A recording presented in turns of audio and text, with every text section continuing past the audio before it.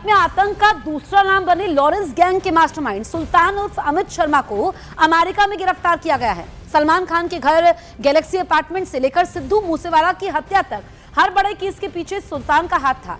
Anti gangster task force और interpole की मदद से अब सुल्तान जल्द ही भारत लाया जाएगा।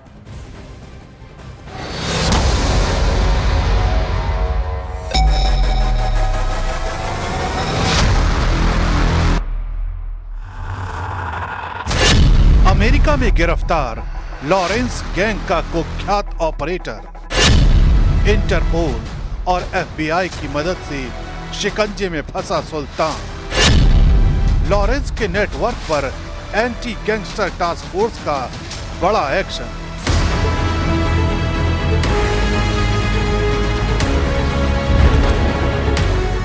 सुल्तान उर्फ अमित शर्मा उर्फ जैक उर्फ अमित पंडित, नाम अलग पर खौफ एक जैसा।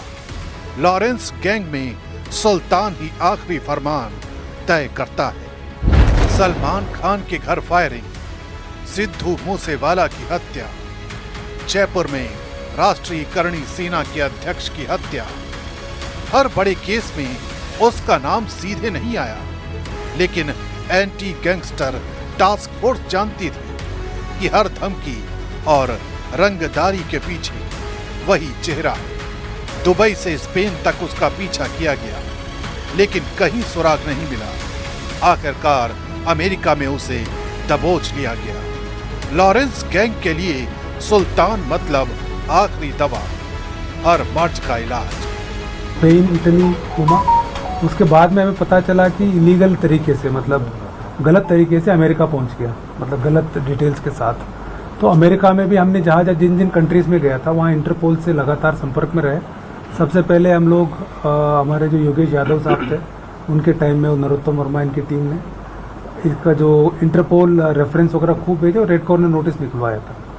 उसके बाद हर कंट्री में जहाँ जहाँ हमें शक लगा, जैसे जर्मनी में हमें शक लगा था, स्पेन में शक लगा, इटली में, दुबई में, सब जगह हमने इंटरपोल रेफरेंस लगातार भेजते रहे और सीबीआई के थ्रू हम लोग लगातार कोशिश करते रहे उनको लोकेट करने के लिए। अमित शर्मा उर्फ सुल्तान राजस्थान के श्री गंगानगर जिले के मटीली राठान गांव का रहने वाला है। 2021 में फरार होकर उसने दुबई, स्पेन और इटली का रुख किया और अवैध तरीके से अमेरिका पहुंच गया। अमेरिका से ही वो लॉरेंस गैंग चला रहा था। धमकी, रंगदारी, फायरिंग, हर क्राइम की स्क्रिप्ट खुद सुल्तान ही लिखता था।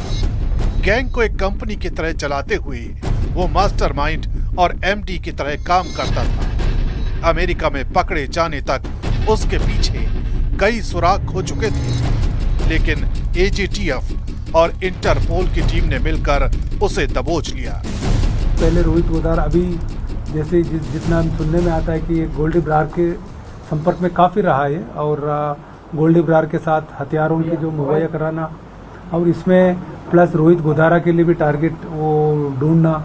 इसके अलावा जितने भी गैंग एक्टिविटीज चलती थी उसमें काफ़ी सक्रिय रहा, लेकिन पीछे पृष्ठभूमि में रहता था और सामने नहीं आया, खुद कभी धमकी देना इस तरह से काम नहीं किया।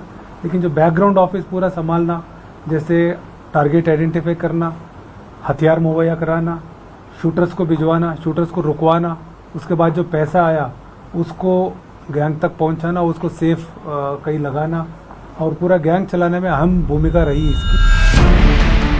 एंटी गैंगस्टर टास्क फोर्स ने इंटरपोल और अमेरिकी सुरक्षा एजेंसियों की मदद से सुल्तान को अमेरिका में गिरफ्तार किया।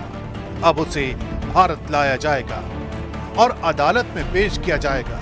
लॉरेंस गैंग के दूसरे सरगना अभी भी विदेश से ऑपरेट कर रहे हैं, लेकिन सुल्तान की गिरफ्तारी ने गैंग के लिए बड़ा झटका दे दिया है। ये गिरफ्तारी सिर्फ एक मास्टरमाइंड की गिरफ्तारी नहीं, बल्कि पूरे नेटवर्क के लिए एक चेतावनी है। देश की कानून व्यवस्था और एजीटीएफ की सख्ती ने साबित कर दिया है कि अपराधियों के लिए कोई सीमा नहीं, चाहे वो 7 समंदर पार ही क्यों ना।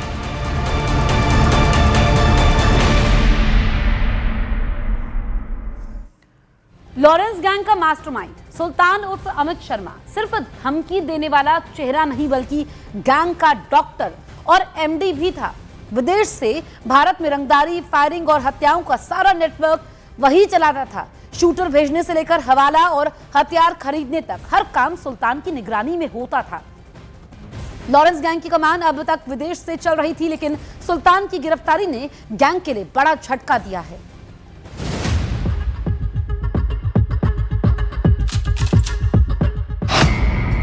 कैसे लॉरेंस गैंग का खासम खास बन गया सुल्तान? कैसे लॉरेंस गैंग में एमडी की भूमिका निभाता था सुल्तान? कैसे टारगेट का चुनाव करता था सुल्तान? लॉरेंस गैंग में सुल्तान का रोल सिर्फ सरगना का नहीं, बल्कि अपराध करने के हर हुनर की वजह से वो हर फैसला भी करता था और हर ऑपरेशन में मास्टरमाइंड की भूमिका निभाता था। मसलन धमकी का टारगेट तय करना, रंगदारी के पैसे रिसीव करना, हवाला ट्रांसफर। गैंग के हर सदस्य के पास केवल एक नंबर था, सुल्तान का। वो गैंग का कोऑर्डिनेटर और एमडी की भूमिका निभाता था। सुल्तान की निगरानी में गैंग के सभी ऑपरेशन चलते थे और वो सभी के बीच तालमेल बनाए रखता था। स्पेन, इटली, कुमा, उसके बाद में हमें पता चला कि इलीगल तरीके से, मतलब गलत तरीके से अमेरिका पहुंच गया, मतलब गलत डिटेल्स के साथ। तो अमेरिका में भी हमने जहाँ जिन जिन कंट्रीज में गया था वहाँ इंटरपोल से लगातार संपर्क में रहे। सबसे पहले हम लोग हमारे जो योगेश यादव साहब थे उनके टाइम में, नरोत्तम वर्मा इनकी टीम ने इसका जो इंटरपोल रेफरेंस वगैरह खूब भेजा और रेड कॉर्नर नोटिस निकलवाया था।